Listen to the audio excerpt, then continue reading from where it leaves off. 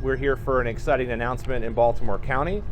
I want to first start by thanking Lashira Ayala for being with us today. Ms. Ayala is the Executive Director of the Family Investment Administration with the State Department of Human Resources. Thank you so much for joining us. I also want to thank Kara Panowitz with the No Kid Hungry Maryland for being here. Ms. Panowitz leads the Baltimore County Summer and After School Food Access Coalition, and I want to thank all of the members of the coalition for their advocacy on this critical issue, including Lori Taylor Mitchell of the Student Support Network, who's also with us today. Additionally, I want to acknowledge our family here today. A lot of folks have made this happen. We have Delegate Pat Young, from whom you'll hear in a minute, Delegate Ben Brooks. We have, as well as Delegate Michelle Guyton, Delegate John Cardin. We're joined today by Senator Chris West, Delegate Sheila Ruth, Delegate Kathy Forbes. Also thrilled to be here today with Dr. Gregory Branch, as well as his team, Mark Millspaw and Ashley Wellington. And we're also joined by Jamie Hetzler, who is the Director of Food Nutrition for BCPS, as well as Elizabeth Sachs in our Government Reform Department and Strategic Initiatives, and our Administrative Officer, Stacy Rogers. Have I missed anybody?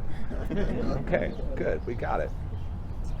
Let me just start by saying that food is fundamental. Having enough to eat can be the difference between life and death. It can be the difference between sickness and health. It can mean the difference between success and failure. In March of 2020, as COVID-19 was making its way through our communities and so many of our residents found themselves without work and without a paycheck, we knew in Baltimore County we had to act quickly to make sure that everyone had enough to eat.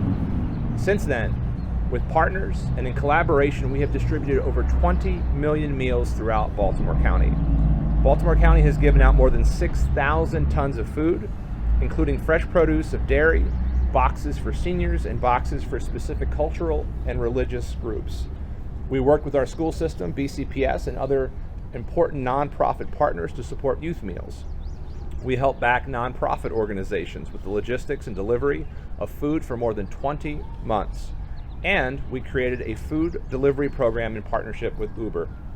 Since then, we are shifting our emergency pandemic response towards a more permanent structure for food access issues, hiring the county's first ever food security coordinator last year. We have a food security work group that brings together more than 20 agencies and offices to work together and address food insecurity. We're piloting shuttles in food deserts, and we're providing grant funding and regular food support to nonprofit organizations throughout our county. I am incredibly proud of the efforts we are making to meet the needs of our residents these last 2 years, and of our efforts to shift the model so that we can provide ongoing support moving forward. But there's always more we can do. At the top of the list are our children. We have to make sure our kids have enough to eat. But when the school year ends and students no longer have access to school lunches, far too many young people simply don't. That's why we're here today. The Summer SNAP program ensures that the summer break from school breakfast and lunch doesn't mean a child will go hungry.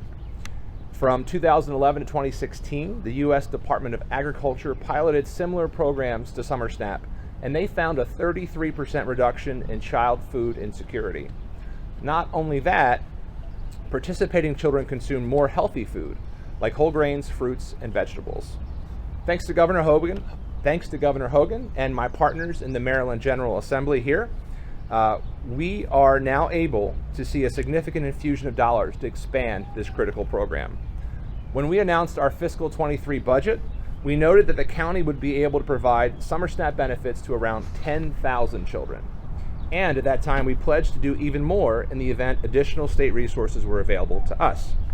Since our budget introduction, we've learned the state did, in fact, have additional resources available, and we are willing to match those locally.